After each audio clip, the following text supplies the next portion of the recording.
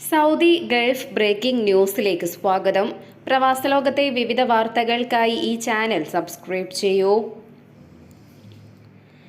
Saudi അറേബ്യയുടെ public investment ഫണ്ടിന്റെ അനുബന്ധ സ്ഥാപനം ജിദ്ദയെ ഇന്ത്യയിലെ പ്രധാന വാണിജ്യ കേന്ദ്രങ്ങളുമായി ബന്ധിപ്പിക്കുന്ന പുതിയ ഷിപ്പിംഗ് റൂട്ട് ആരംഭിച്ചു. റെഗുലർ ലൈനർ ഫീഡർ സേവനങ്ങളിൽ വൈദഗ്ധ്യമുള്ള ഫോക്ക് മാരിടൈം സർവീസസ് കമ്പനി ചെങ്കടലിലെ ജിദ്ദ ഇസ്ലാമിക് തുറമുഖത്തെ ഇന്ത്യൻ തുറമുഖങ്ങളായ മുദ്ര, നവാഷെവ എന്നിവയുമായി ബന്ധിപ്പിക്കും. 2 കപ്പലുകളിലായാണ് ഈ റൂട്ട് വഴി ചരക്ക് നീക്കം നടത്തുക. സൗദിക്കും ഇന്ത്യക്കും ഇടയിൽ പെട്രോ കെമിക്കൽ സാമഗ്രികൾ ഉൾപ്പെടെയുള്ള ചരക്കുകളുടെയും ഉൽപ്പന്നങ്ങളുടെയും നീക്കം എളുപ്പമാക്കുന്നതിലൂടെ വ്യാപാര ബന്ധങ്ങൾ വർദ്ധിപ്പിക്കാൻ ഇത് സഹായിക്കുമെന്ന് സൗദി പ്രസ് ഏജൻസി അറിയിച്ചു. സൗദി വിഷൻ 2030 അനുസൃതമായി ഒരു പ്രമുഖ ആഗോള ലോജിസ്റ്റിക് ഹബ്ബായി മാറാനുള്ള സൗദിയുടെ ശ്രമത്തിന്റെ ഭാഗമായാണ് പദ്ധതി. ഫോക്ക് മാരിടൈമിന്റെ സംരംഭം ഈ ലക്ഷ്യങ്ങൾ കൈവരിക്കുന്നതിനുള്ള ഒരു സുപ്രധാന ചുവടുവയ്പ്പാണെന്നും അധികൃതർ അറിയിച്ചു. കുവൈറ്റിൽ ഉയർന്ന താപനില തുടരുകയാണ്. പല സ്ഥലങ്ങളിലും 50 ഡിഗ്രി സെൽഷ്യസിന് മുകളിലാണ് ചൂട് അനുഭവപ്പെടുന്നത്.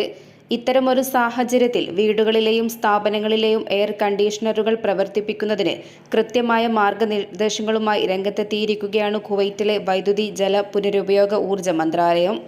പൊതുവെ ശക്തമായ ചൂടിൽ നിന്നും രക്ഷ നേടാൻ മുറികൾ പരമാവധി തണുപ്പിക്കാനാണ് ആളുകൾ ശ്രമിക്കുക.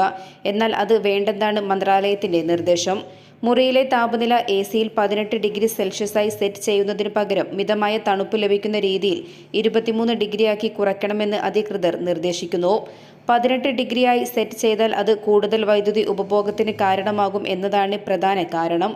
ഇത്തരം ചെറിയ ക്രമീകരണങ്ങൾ പോലും രാജ്യത്തിന്റെ മൊത്തത്തിലുള്ള വൈദ്യുതി ഉപയോഗത്തിൽ കാര്യമായ കുറവ് വരുത്തുമെന്നും അധികൃതർ കൂട്ടിച്ചേർത്തു. അല്ലാതിരുന്നാൽ ഈയിടെ ഉണ്ടായതുപോലെ വൈദ്യുതി ലൈനുകളിലെ ഓവർലോഡ് കാരണം വൈദ്യുതി വിതരണം തന്നെ തടസ്സപ്പെടുന്ന സ്ഥിതിയുണ്ടാകും. നിലവിൽ പ്രതിസന്ധി ലഘൂകരിക്കുന്നതിന് ഊർജ്ജ സംരക്ഷണത്തിന്റെ പ്രാധാന്യം മന്ത്രാലയം ഊന്നിപ്പറഞ്ഞു. ഊർജ്ജ ഉപഭോഗത്തിന്റെ 70% എയർ കണ്ടീഷണറുകൾ വഴിയാണ് ഉണ്ടാകുന്നത്.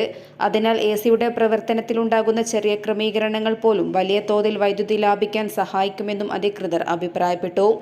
കൂടാതെ തിരക്കേറിയ സമയങ്ങളായ രാവിലെ 11 മണി മുതൽ വൈകുന്നേരം 5 മണി വരെ ആളൊഴിഞ്ഞ മുറികളിലെയും മറ്റും അത്യാവശ്യമല്ലാത്ത സ്ഥലങ്ങളിലെയും AC-യും മറ്റും പ്രവർത്തിപ്പിക്കുന്നില്ലെന്ന് ഉറപ്പാക്കണം. അല്ലാത്തപക്ഷം ലോഡ് കൂടുന്ന സ്ഥലങ്ങളിൽ വൈദ്യുതി വിതരണത്തിൽ നിയന്ത്രണം ഏർപ്പെടുത്താൻ നിർബന്ധിതരാകുമെന്നും അധികൃതർ മുന്നറിയിപ്പ് നൽകി. ഒമാനിൽ ബുധനാഴ്ചയും ഉയർന്ന ചൂടിന് സാധ്യതയുണ്ടെന്ന് ഒമാൻ കാലാവസ്ഥാ നിരീക്ഷണ കേന്ദ്രം അറിയിച്ചു. ചൊവ്വാഴ്ചയും നല്ല ചൂട് അനുഭവപ്പെട്ടിരുന്നു. ഒമാൻ കടലിന് ചുറ്റുമുള്ള പ്രദേശങ്ങളിൽ ബുധനാഴ്ച പരമാവധി താപനില 40 ഡിഗ്രി സെൽഷ്യസ് വരെ എത്താൻ സാധ്യതയുണ്ട്. അതേസമയം അടുത്ത 2 ദിവസങ്ങളിൽ താപനിലയിൽ പ്രകടമായ മാറ്റം വരും. വ്യാഴാഴ്ച 38ഉം വെള്ളിയാഴ്ച 35 ഡിഗ്രി സെൽഷ്യസുമായി കുറയുമെന്നും കാലാവസ്ഥാ നിരീക്ഷണ കേന്ദ്രത്തിന്റെ മുന്നറിയിപ്പിൽ സൂചിപ്പിച്ചു. ഹജർ മലനിരകൾക്ക് ചുറ്റുമുള്ള പ്രദേശങ്ങളിൽ വ്യാഴം, വെള്ളി ദിവസങ്ങളിൽ താപനില 44 ഡിഗ്രി സെൽഷ്യസ് ആയിരിക്കും. മരുഭൂമി പ്രദേശങ്ങളിൽ രാത്രി ഉൾപ്പെടെ 40കളുടെ മധ്യത്തിൽ താപനില തുടരും. അറബിക്കടലിന് ചുറ്റുമുള്ള പ്രദേശങ്ങൾ താരതമ്യേന തണുപ്പായിരിക്കും. പകൽ സമയത്ത് 38 ഡിഗ്രി സെൽഷ്യസും രാത്രിയിൽ 28 ഡിഗ്രി സെൽഷ്യസുമായിരിക്കും റിപ്പോർട്ട് ചെയ്യുന്നത്. രാജ്യത്ത് കഴിഞ്ഞ കുറച്ചു ദിവസങ്ങളായി കൊറിയർ കമ്പനികളുടെയും ഒമാൻ പോസ്റ്റിന്റെയും പേരിൽ നിരവധി പേർക്ക് SMS-കൾ വന്നു. എന്താണ് ഇത് പലർക്കും മനസ്സിലായിട്ടില്ലായിരുന്നു. എന്നാൽ പിന്നീടാണ് ഇത് തട്ടിപ്പാണെന്ന വിവരം എത്തിയത്. ഉടൻ തന്നെ മുന്നറിയിപ്പുമായി ബാങ്ക് മസ്കറ്റും രംഗത്തെത്തി.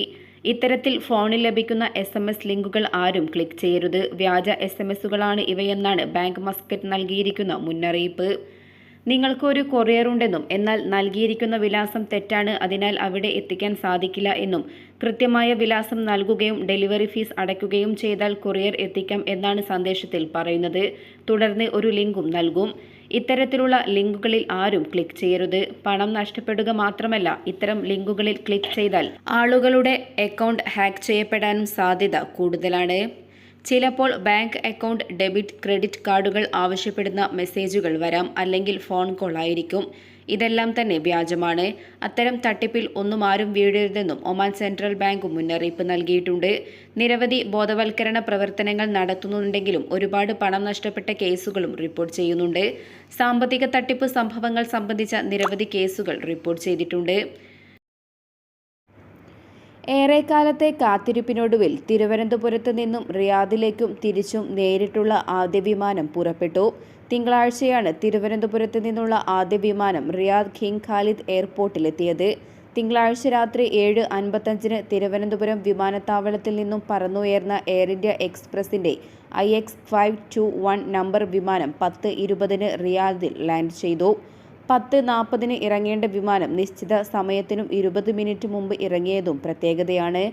അന്ന് തന്നെ രാത്രി 11:40 തിരികെ തിരുവനന്തപുരത്തേക്കും പുറപ്പെട്ടു. നീണ്ട ഇടവേളയ്ക്ക് ശേഷമുള്ള നേരിട്ടുള്ള യാത്രയും സമയത്തിന് മുന്നേയുള്ള ലാൻഡിങ്ങും ടേക്ക് ഓഫും യാത്രക്കാർക്ക് അത്ഭുതവും ആഹ്ലാദവും പകർന്നു.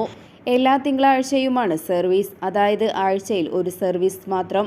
തിരുവനന്തപുരം, കൊല്ലം, പത്തനംതിട്ട, തെക്കൻ ആലപ്പുഴ, ഭാഗികമായി കോട്ടയം, അയൽ സംസ്ഥാനത്തെ കന്യാകുമാരി, തിരുനെൽവേലി, ചെങ്കോട്ട, തെങ്കാശി, തൂത്തുക്കുടി, മധുര തുടങ്ങിയ ജില്ലകളിൽ നിന്നുള്ള പ്രവാസികൾക്ക് ഈ വിമാന സർവീസ് വലിയ ആശ്വാസമാണ്. മറ്റ് രാജ്യങ്ങളിലൂടെ ചുറ്റിക്കറങ്ങിയുള്ള ദുർഘടയാത്രയുടെ പ്രയാസത്തിനാണ് എയർ ഇന്ത്യ എക്സ്പ്രസിന്റെ വരവോടെ അറുതിയാകുന്നത്. നേരത്തെ എയർ ഇന്ത്യയും സൗദി എയർലൈൻസും ഈ സെക്ടറിൽ നേരിട്ട് സർവീസ് നടത്തിയിരുന്നു. യാത്രക്കാരുടെ എണ്ണത്തിലെ കുറവ് കാരണം സൗദി എയർലൈൻസ് സർവീസ് നിർത്തി. തുടർന്ന് എയർ ഇന്ത്യയും സർവീസ് അവസാനിപ്പിച്ചു. അതോടെ തിരുവനന്തപുരത്തിനും റിയാദിനുമിടയിൽ നേരിട്ടുള്ള വിമാനങ്ങൾ പൂർണ്ണമായും ഇല്ലാതെയായി. ഇങ്ങനെ 4 വർഷം നീണ്ട ബുദ്ധിമുട്ടുകൾക്കൊടുവിലാണ് നേരിട്ടുള്ള വിമാനമെന്ന ആശ്വാസം ഈ സെക്ടറിനെ ആശ്രയിക്കുന്ന പ്രവാസികൾക്ക് കൈവരിക്കുന്നത്. 5 മണിക്കൂർ മാത്രമെടുക്കുന്ന യാത്രയ്ക്ക് പകരമാണ് കണക്ഷൻ വിമാനങ്ങളിൽ കറങ്ങിത്തിരിഞ്ഞ് 15-20 മണിക്കൂർ യാത്ര ചെയ്യേണ്ടി വന്നിരുന്നത്. ശ്രീലങ്കയിലും ഖത്തറിലും UAEയിലും കുവൈറ്റിലും ഒമാനിലും മണിക്കൂറുകൾ തങ്ങിയുള്ള തീർത്തും ദുഷ്കരമായ യാത്രയായിരുന്നു അതെല്ലാം. യാത്രക്കാരുടെ എണ്ണത്തിൽ വർധനവുണ്ടായാൽ ആഴ്ചയിൽ ഒന്നെന്നത് മാറ്റി സർവീസ് വർദ്ധിപ്പിക്കുന്ന കാര്യം എയർ ഇന്ത്യ എക്സ്പ്രസിന്റെ പരിഗണനയിലുണ്ടെന്നാണ് അറിയുന്നത്. സാധാരണ യാത്രക്കാരേക്കാൾ ഈ സർവീസ് പ്രയോജനപ്പെടുത്തുന്നത് വീൽചെയറിലും സ്ട്രെച്ചറിലും മാത്രം യാത്ര ചെയ്യേണ്ടി വരുന്ന രോഗികൾക്കാണ്.